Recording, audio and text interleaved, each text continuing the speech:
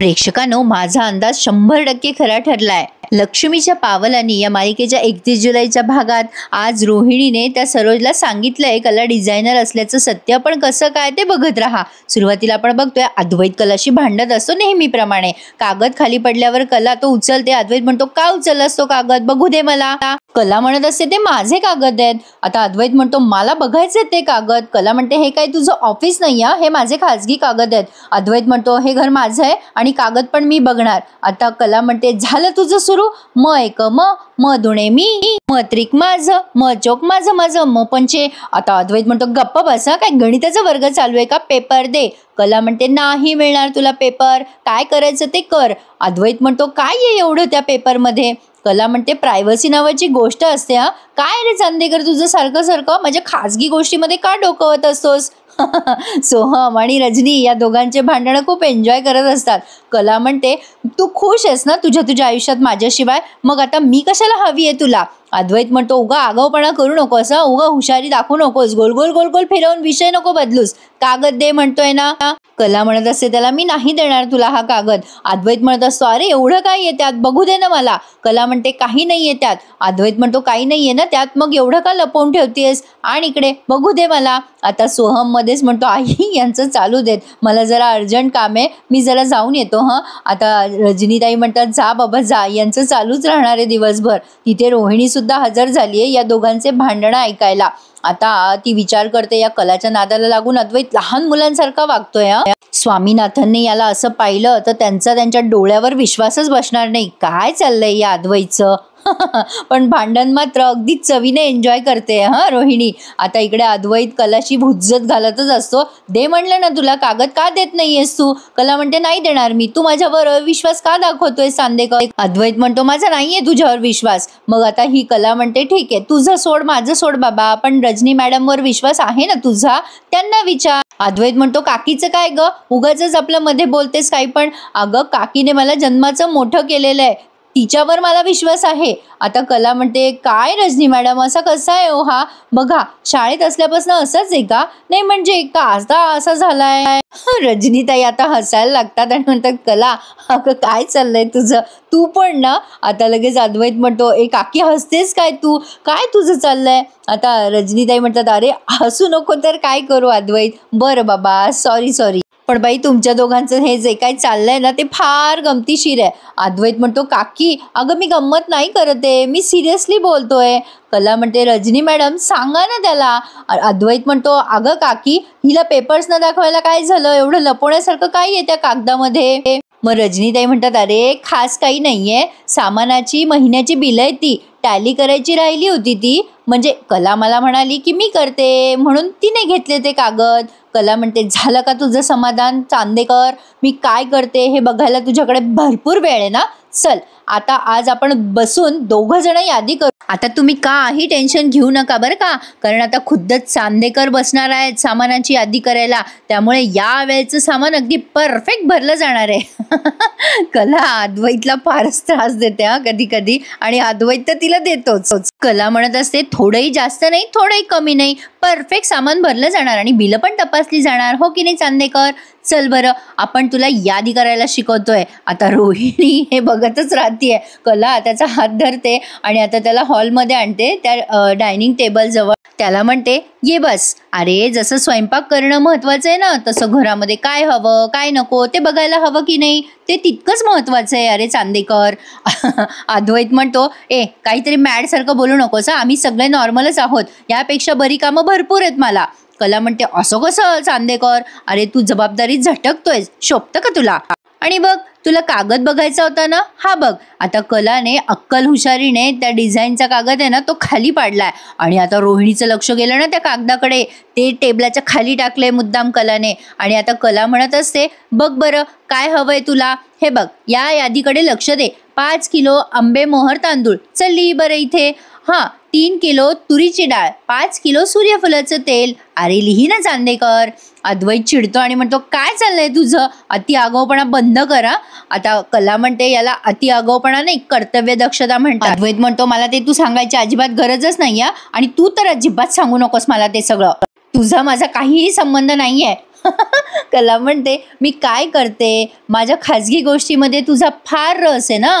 अद्वैत म्हणतो, पण तू सतत क्लेम करत असते ना, तू खूप कामं करते, मग तू काम चुकारपणा करतेस का नाही करत हे बघायला नको का मला. कला त्याला उत्तर देते, अच्छा म्हणजे मी काम चुकार आहे की नाही हे बघायला तुझ्याकडे खूप वेळ आहे, म्हणजे तू रिकाम टेकडा आहेस ना. अद्वैत म्हणतो, माझ्याकडे भरपूर काम आहेत, मी काही तुझ्यासारखा रिकाम टेकडा नाहीये. कला म्हणते, काय काम आहे तरी तुला. अद्वैत म्हणतो, मी हे तुला कशाला सांगू. कला म्हणते, मग मी तेच म्हणते ना, जा आणि तुझं तुझं काम कर ना. तू लॅपटॉप उघडतोस तेव्हा मी डोकं घालते का तुझ्या या कामामध्ये. अद्वैतला आता राग येतोय कलाचा. पण आता रजनीताई येतात तिथे आणि म्हणतात, अगो बाई काय गमतीशीर भांडता नाही तुम्ही दोघं जण, चालू द्या हा तुमच्या दोघांचं छान चाललंय. अद्वैत म्हणतो, अगं काकी छान काय छान, चालू द्या तुमच्या दोघींचंच, मीच जातो इथून. आणि काकी यात काही गंमत वगैरे नाही, तू उगाचच तिच्याकडनं बोलू नकोस, ही फार चार्जअप होऊन जाते मग. रजनीताईंना काही त्यांचं हसू कंट्रोल होईना. त्या म्हणतात, बरं बाबा नाही हसत, चालू देत तुमचं. अद्वैत म्हणतो, नाही हिचंच चालू दे, मीच जातो इथून. आता तो तिथून तनतन करून निघून जातो. कला म्हणते, ये ना चांदेकर, अरे यादी करू आपण, ये बस. अद्वैत निघून जातो. कला विचार करते, बाप रे याने कागद बघितले असते तर. दिवसेंदिवस याच्याकडनं हे डिझाईनचे कागद लपवणं मला कठीण जातंय. बापरे वाचले मी आज. आता ही रजनी म्हणते, काय ग कला, कुठे हरवलीस, काय विचार करतेस. आता कला म्हणते, काही नाही रजनी मॅडम. आणि दोघी जणी जातात किचनमध्ये. आता या रोहिणीचं लक्ष त्या कागदाकडे गेलंय आणि आता रोहिणी या कलाचा पर्दाफाश करते तर कोणाकडे करते, सरोजकडे. अरे देवा, प्रेक्षकांनो एवढा धिंगाणा होणार आहे ना आता या सगळ्या गोष्टीवरनं.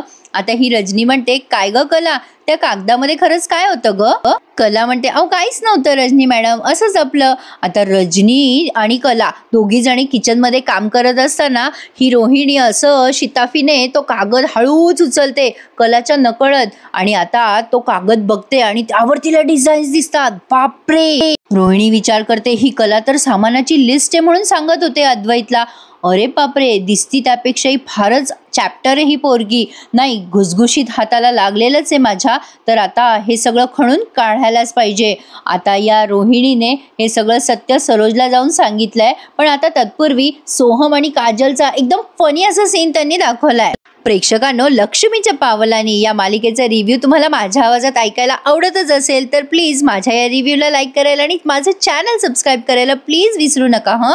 आता सोहम दबक्या पावलाने खरेंच्या घरात येतो. त्याला काजलला भाग करायचं असतं. तेवढ्यात काजल डोळे उघडते. सोहम म्हणतो, काय यार पचका करून टाकलास माझा.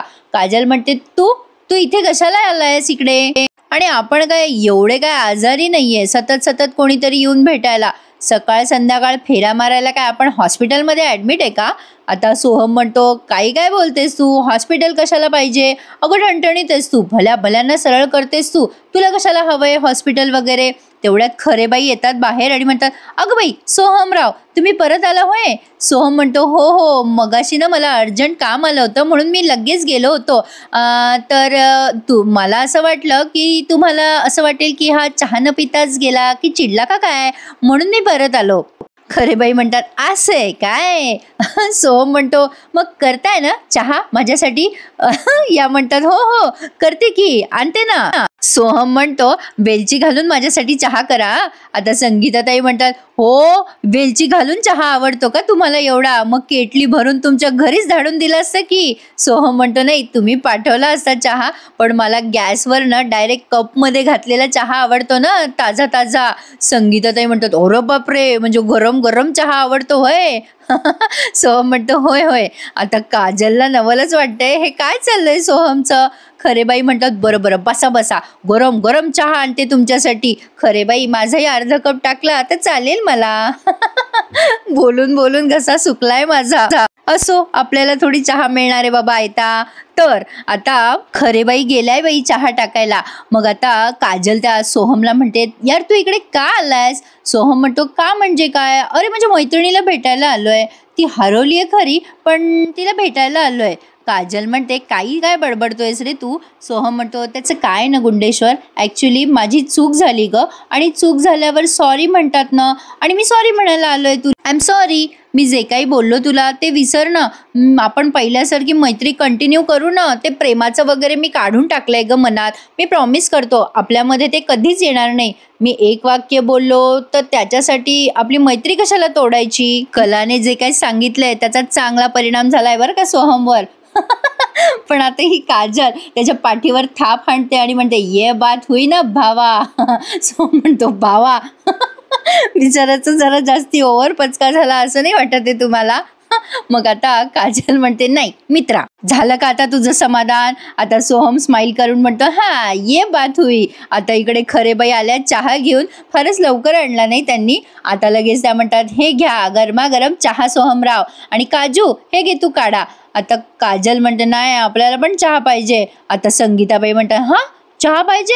मग अशी तर चहा घेऊन आले तर किती चिडली माझ्यावर, आणि आता म्हणती चहा पाहिजे. आता सोहम म्हणतो हो काय सांगताय, अहो अशी कशी आहे ही, एकदम मुडी कारभार आहे हिचा, कधीही काय करेल हिचं सांगताच येत नाही बघा.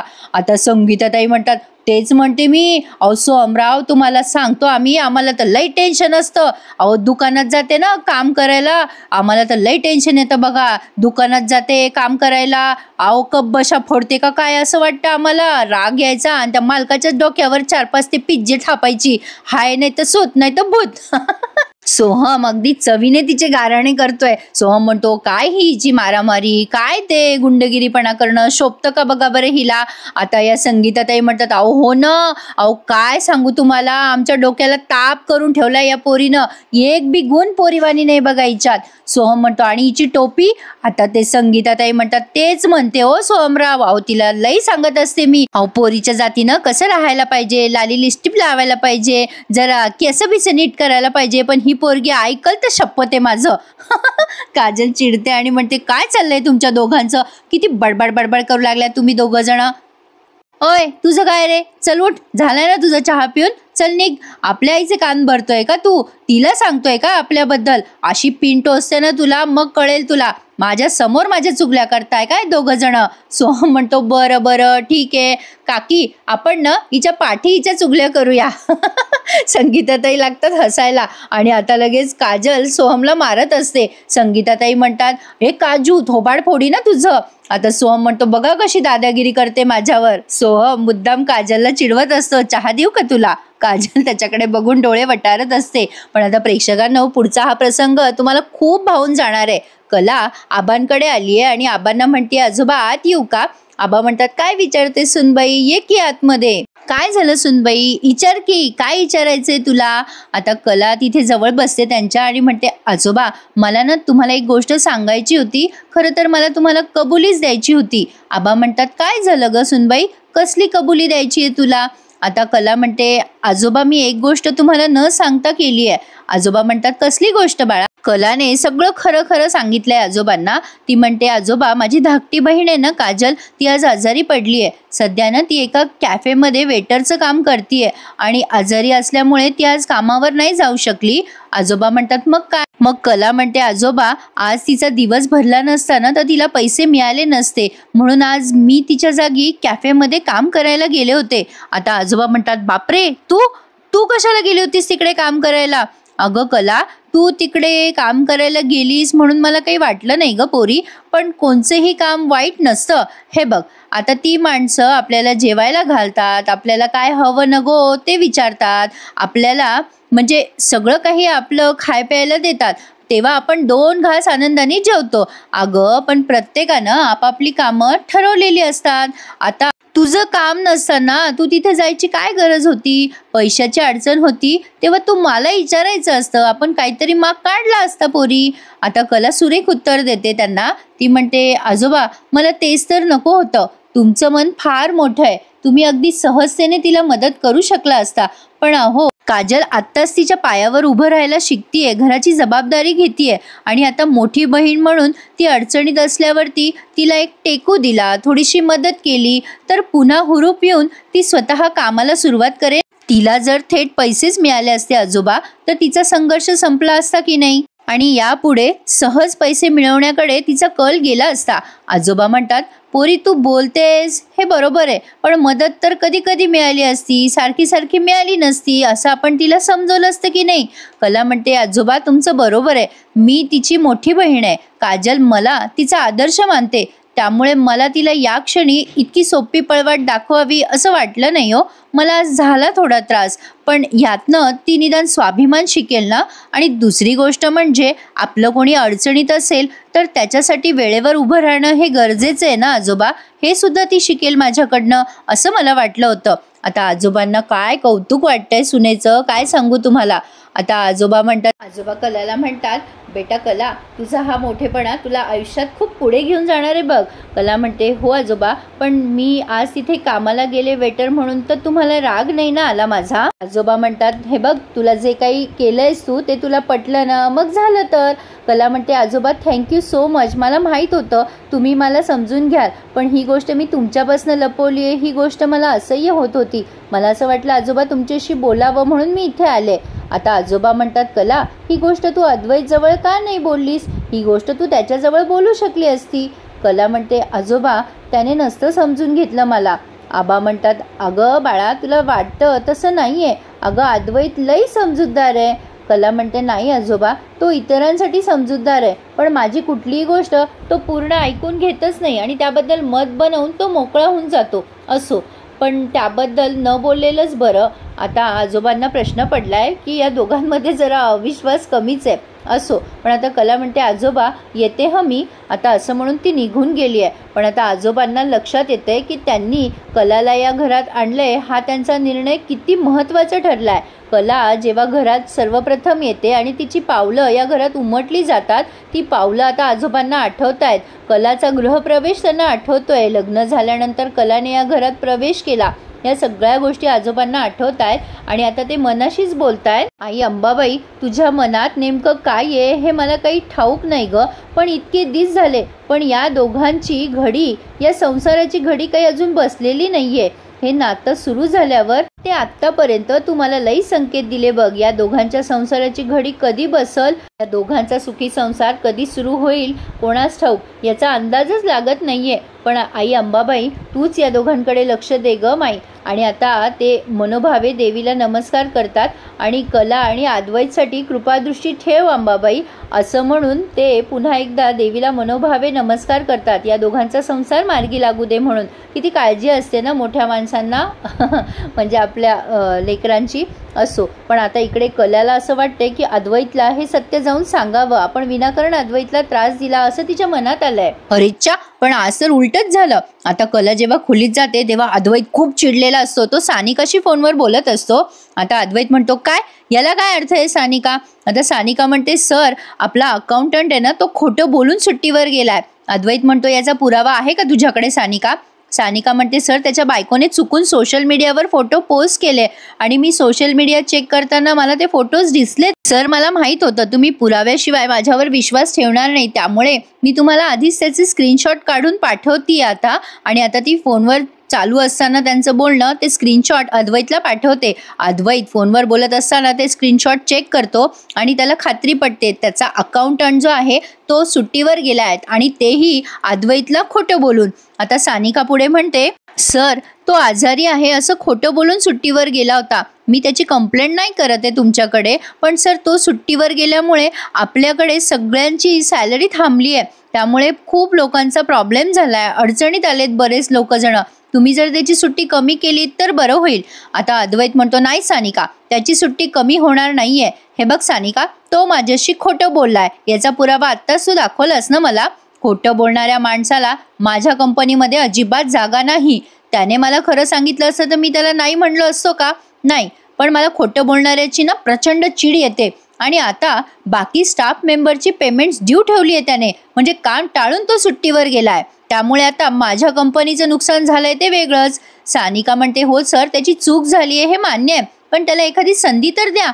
अद्वैत म्हणतो, नाही नाही, कसली संधी द्यायची त्याला, हे सगळं तो खरं बोलून करू शकला असता ना. बाकीच्या स्टाफ मेंबरची सॅलरी झाल्यावर मी त्याला म्हणलो असतो जा सुट्टीवर म्हणून, त्याने माझी फसवणूक का केली. आता सानिका म्हणते, बरं सर. आता मात्र कलाला कळलंय की ती आता चांगलीच गोत्यात अडकली आहे. ती विचार करते, चांदेकरला जर कळलं की मी त्याच्याशी खोटं बोलले तर काय होईल. अरे बापरे, सांगूनच टाकते याला आता सगळं. कला अद्वैतच्या जवळ येते त्याला खरं सांगायला, पण आता कला त्याच्या जवळ जाऊन म्हणते, हे बघ चांदेकर, आता तो म्हणतो अजिबात माझ्या जवळपास फिरकू नकोस, माझं डोकं खूप फिरलेलं आहे आता. कला काहीच बोलत नाही, आता चुपचाप बस. आता अद्वैतने त्या अकाउंटंटला कॉल केलाय आणि तो अकाउंटंट अद्वैतचा फोन आल्या सॉरी म्हणतो त्याला. अद्वैत म्हणतो, आत्ता सॉरी म्हणताय तुम्ही? काय पद्धत आहे ही? खोटं बोलून का सुट्टी घेतली तुम्ही? हे बघा, माझ्या कंपनीमध्ये खोटारडेपणाला अजिबात जागा नाहीये. मला जर हे कळलं नसतं ना तर माझ्या मागे ह्या गोष्टी अशा सुरू राहिल्या असत्या. हे बघा, मला खोटारडेपणाची खूप. हे बघा, चांदेकर ज्वेलर्स म्हणजे ग्राहकांशी विश्वासाचं नातं, आणि माझ्याच कंपनीमध्ये असा विश्वासघात होत असेल तर याला अर्थ काय आहे? इथे खोट्याला आणि खोटं बोलणाऱ्यांना अजिबात जागा नाहीये. असं बोलून अद्वैतने त्याला नोकरीवरनं काढलंय आणि खूप चिडलाय आता. कला विचार करते, बापरे, आता विषय काढला ना तर हा फार चिडेल. आता उशीर झालाय मला खरं बोलायला, पण आता मी आबांशी जसं स्पष्ट बोलले, मोकळेपणाने बोलले, तसं अद्वैतशी मला बोलता येणार नाही का? अरे देवा, आता काय करू? मला तर वाटतंय अद्वैत मला समजूनच नाही घेणार. कला खूप चिडली आता. कलाने तिचंच मत बनवलंय प्रेक्षकांनो, पण आता पुढे मात्र खूपच इंटरेस्टिंग ट्विस्ट आला. रोहिणीने कलाचे डिझाईन्स त्या सरोजकडे नेलेत. आता पुढच्या भागामध्ये तुम्ही हे सगळं बघणार आहात.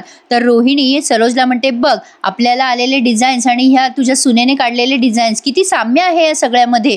सरोजला आधीच कळलंय की कलाच डिझायनर आहे, अद्वैतला कळायच्या आधी. आता कला विचार करते, काही झालं तरी बाहेरून कळायच्या आधी मला स्वतःहूनच चांदेकरला सांगायला हवं की मीच खरी डिझायनर आहे.